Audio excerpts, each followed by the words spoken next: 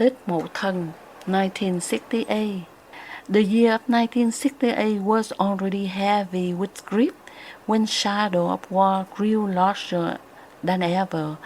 For our family, it began with sorrow over loss of grandmother and eldest brother Thanh Nhân, but as the year progressed, the new storm approached, one that would touch our city, our home, and a very foundation of our sense of safety. Moving back to Yersin Street after the tragedies of the past 2 years, my father faced a practical necessity. As a high-ranking government officer stationed in Đà Lạt, he had been provided a house on 2 Huỳnh Thúc Kháng Boulevard, a modern Class A-shaped home surrounded with pine trees and blooming front garden. It had been a refuge after leaving the Yersin home in 1965, but in 1968 another high-ranking officer was sent to Đà Lạt to assist him, and the Huỳnh Thúc Kháng house had to be reassigned. Though leaving a home filled with memories is never easy, my father had the foresight to return us to the 21st Yersin Street, the house that had sheltered our family before. The Yersin home was familiar, comfortable, and somehow protective, a place that had witnessed our family's growth, laughter, and now mourning. Packing up the family, along with our possessions and the garden's potted plants, was an emotional affair.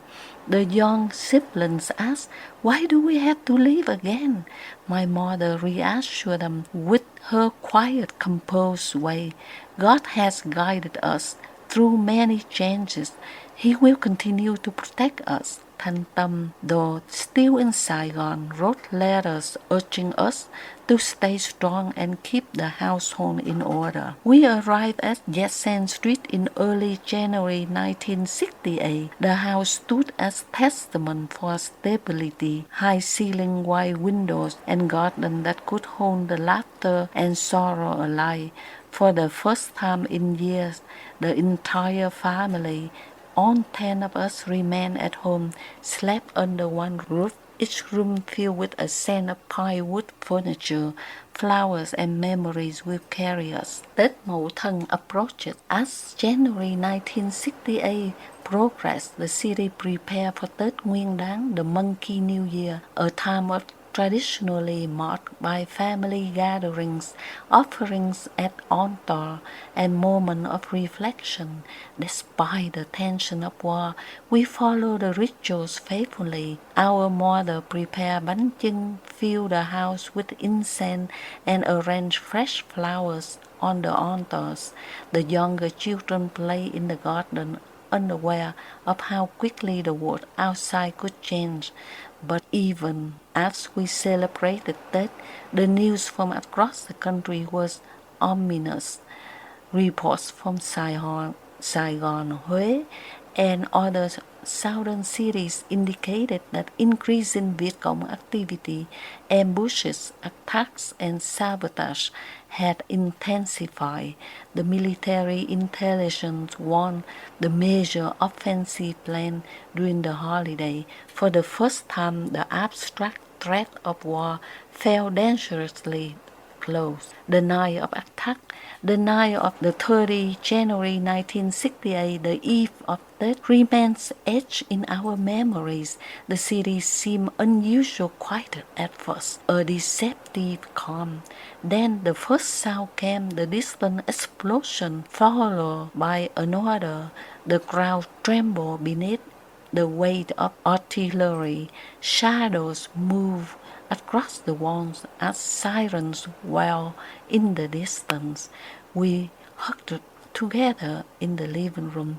My mother whispered prayers, holding the rosary tightly, while my father checked on the children one by one.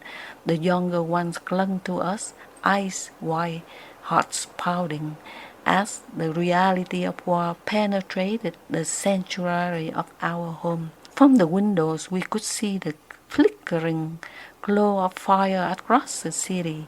Military units mobilized and neighbors ran for cover.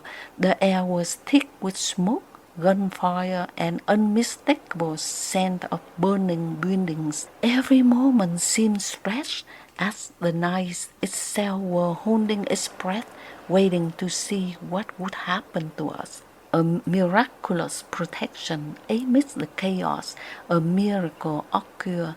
Across town, the Huỳnh Thúc Kháng house, our previous home, was struck by Viet Cong explosives. We would rather learn that the attackers have targeted it because it had been known as the residence of the government officials. The house caught fire and burned completely, reduced to rubble within hours. Hearing the news brought mixed emotions, relief first for our safety, and then disbelief and grief that the house had burned while we had moved back to Yersin Street felt like a divine protection. Our prayers, our decision to follow my father's plan, and perhaps the unseen blessing of ancestors and God has shielded us. Inside the Yersin home, we continue to hold each other close. The younger children asked why the other house had burned. My mother, her voice steady yet trembling, say, God watches over those who are faithful.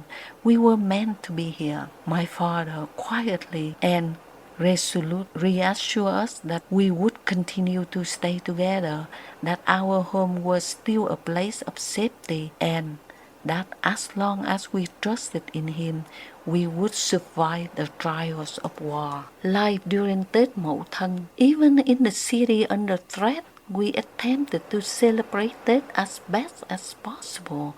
My mother lit incense and arranged offerings on the altars while the father shared quiet words of encouragement with us.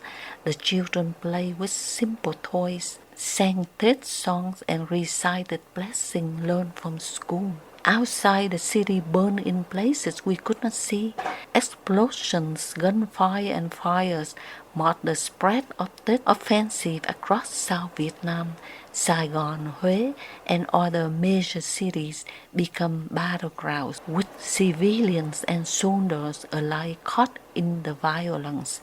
Yet inside the Yersin Street, we were insulated, wrapped in cocoon of family, faith, and the protective warmth of the house. Our days were punctuated with cautions.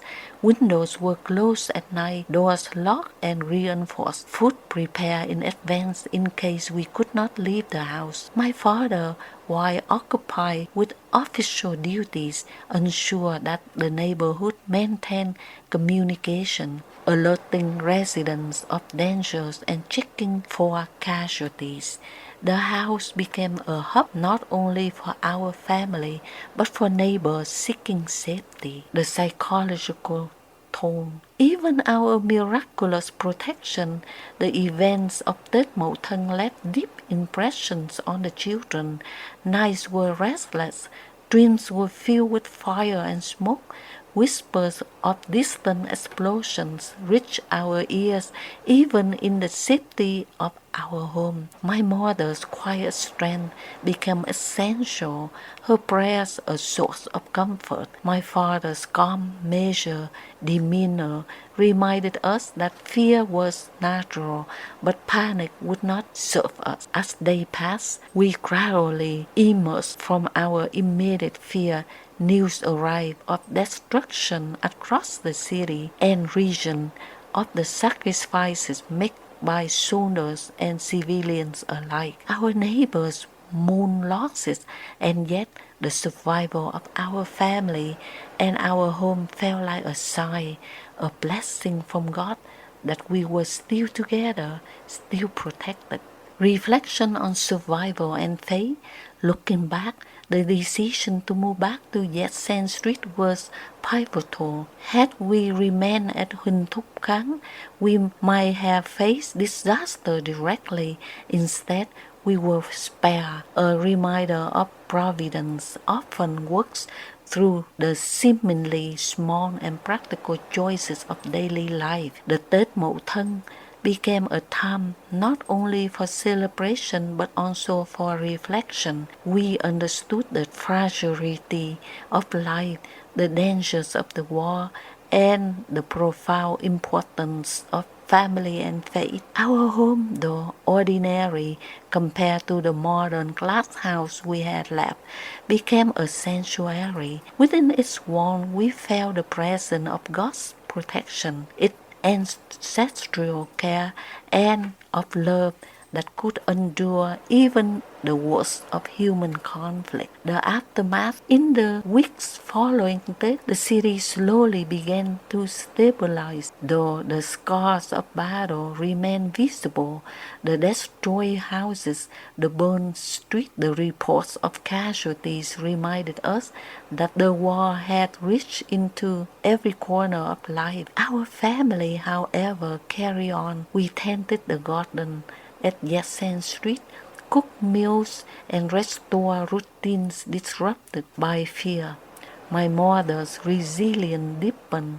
She taught us younger children the importance of faith and gratitude. Even in the shadow of violence, she encouraged laughter, study, and care for one another.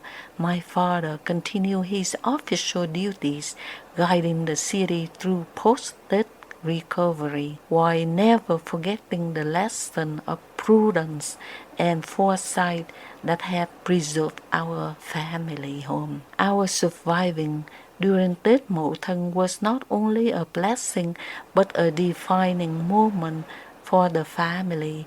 It reminded us that even amid chaos, careful decisions, faith, and the bonds of family could protect us. It strengthened our understanding that life, fragile and precious, but must be cherished each day. Closing reflection. The year of 1968 ended not only in grief of past losses, but in awe at the protection we have received. Tết Mậu Thân tested our family's courage and faith, confronting us the harsh reality of war, yet it also revealed the strength and unity that bound us together. The Yersin home, though ordinary in appearance, became a sanctuary, a symbol of divine providence, and a testament of the endurance of family. As we tended the garden,